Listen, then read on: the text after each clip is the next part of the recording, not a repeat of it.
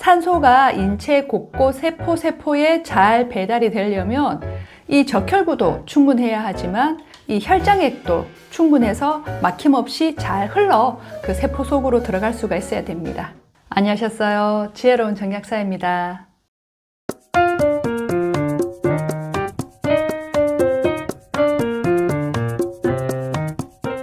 피가 부족하다고 하면 가장 먼저 빈혈이 떠오르시죠.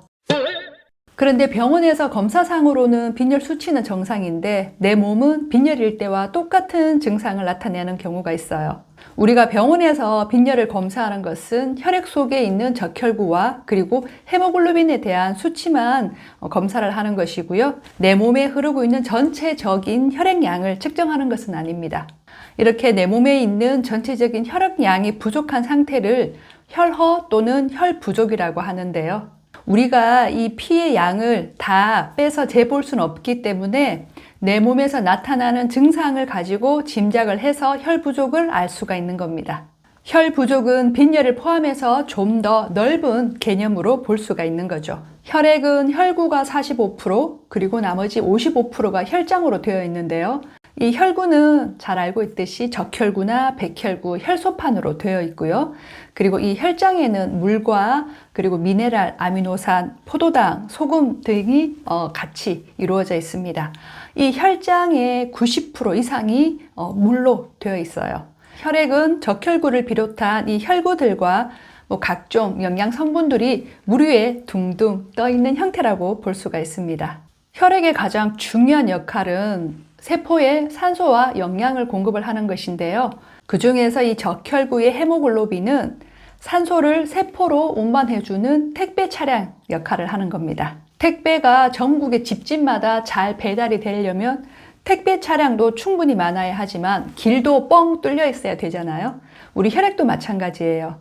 산소가 인체 곳곳 세포에 잘 배달이 되려면 이 적혈구도 충분해야 하지만 이 혈장액도 충분해서 막힘없이 잘 흘러 그 세포 속으로 들어갈 수가 있어야 됩니다. 교통체증이 있으면 차들이 서로 얽혀 있듯이 우리 혈액도 혈장액이 부족하면 적혈구들이 서로 엉겨 붙어 있어서 이 세포에 산소를 공급을 제대로 못 해주기 때문에 빈혈이 아닌데도 빈혈과 같은 증상이 나타나게 되는 거죠. 그러면 혈 부족은 왜 생길까요? 첫 번째가 간열과 심장열입니다. 우리 간은 혈액을 저장하는 곳이고요. 심장은 혈액을 전신으로 나르는 장기이죠. 간은 혈액을 저장하는 창고로 간 기능이 떨어지면 혈 부족이 쉽게 옵니다. 간은 혈장 단백질을 만드는데요. 간 기능이 떨어져서 혈장 단백질을 만들 수가 없으면 혈 부족이 생기게 되고요.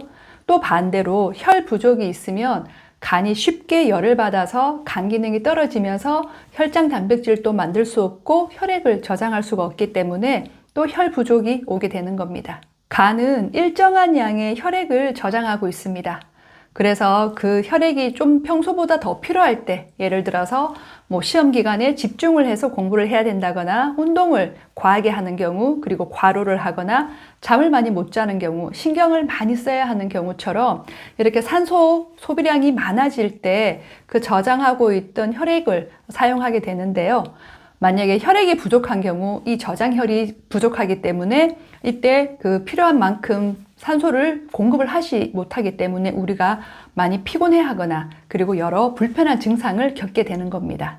혈 부족이 있으면 심장은 그 적은 양의 혈액을 가지고 전신으로 돌려야 하는 상황이 되기 때문에 우리 몸은 교감신경을 항진을 시켜서 심장을 더 빨리 뛰게 합니다. 그러면 이 심장이 또 과열이 되면서 더 많은 열을 내서 혈액을 더 뜨겁게 만들어서 혈액을 메말려 버리니까요. 또 혈 부족을 일으키게 되는 겁니다. 이렇게 간과 심장이 열을 받는 상황은 어떤 게 있을까요? 첫 번째는 긴장하거나 스트레스 상태에 놓였을 때입니다. 우리가 긴장하거나 바짝 신경을 쓸 일이 있을 때 피를 말린다라고 표현을 하죠. 정말 정확한 표현입니다. 우리가 스트레스를 받거나 신경을 쓰거나 바짝 긴장을 하고 있을 때는 교감신경이 항진이 되면서 우리 몸이 열을 받게 되죠. 그러면서 혈액도 열을 받게 되는데요. 이 혈액 속에 있는 적혈구도 이 열에 의해서 변형되거나 손상이 되기 때문에 산소를 운반하는 능력이 떨어지게 됩니다. 그리고 혈장액도 열을 받아서 메말라 버리면서 끈적끈적해지니까 혈액순환이 제대로 안 되니까 이 세포로 산소를 제대로 공급할 수 없어서 혈 부족 상태가 오게 되는 거죠. 그리고 과로나 수면 부족도 혈 부족을 만듭니다. 자동차가 쉬지 않고 달리면 과열이 되는 것처럼 우리 몸도 쉬지 않고 일을 하면 과열이 됩니다. 잠을 자는 동안 우리 몸 안에 있는 이 내부 장기들은 휴식을 취하면서 낮 동안에 여러 대사 활동을 거쳐서 발생했던 그 대사열을 식히게 되는데요. 그런데 잠이 부족하게 되면 이 열을 제대로 다 식히지 못하고 몸은 계속 열을 받고 있는 상태로 되기 때문에 혈액은 또 메말라져서 혈 부족 상태가 생기는 거죠. 저희 약국에서 혈 부족으로 상담한 분 중에서 전날 밤 늦게까지 과로를 하고 아침에 밥을 먹으면서 심장이 너무 갑자기 빨리 뛰어서 놀랄 때가 있다고 해요. 이 과로와 수면 부족 상태로 부족해진 이 혈액을 가지고 아침에 소화를 시키기 위해서 위장으로도 혈액을 보내야 되고 잠에서 깨서 각성을 시키기 위해서 뇌로도 혈액을 보내야 되니까 이 심장이 아침부터 너무 바쁘게 뛰어야 되는 거죠. 그리고 과한 활동이나 지나친 운동도 혈 부족을 생기게 합니다. 몸을 많이 쓰거나 지나치게 운동을 하면 이 근육에서 많은 양의 산소를 소비를 하게 되는데요. 그 산소를 갖다 주기 위해서 많은 혈액의 필요를 하게 되면서 또 혈 부족이 오게 되는 겁니다. 남들과 똑같은 강도로 운동을 했는데 다른 사람들은 괜찮은데 유독 혼자만 몸살 나는 분들이 있으시죠. 이런 분들은 평소에 혈 부족이 있는 분들인데요.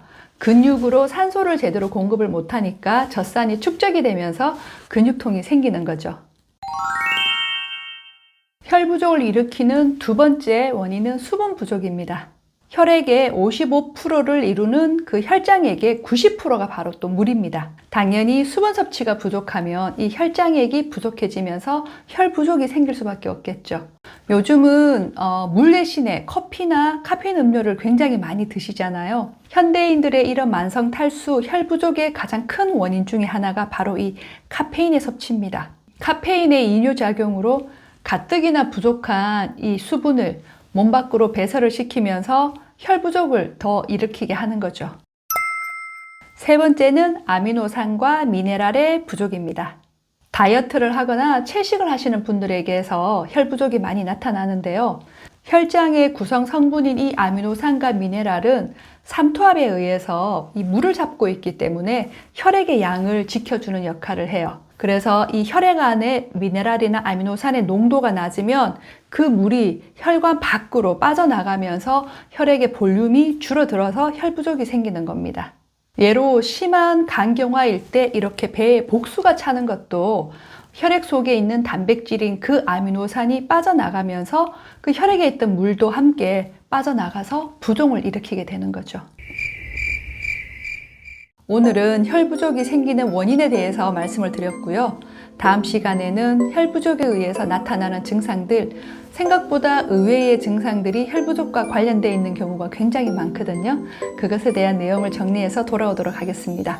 지혜로운 정약사 오늘 이것으로 마치고요. 봐주셔서 너무너무 감사드리고 고맙습니다.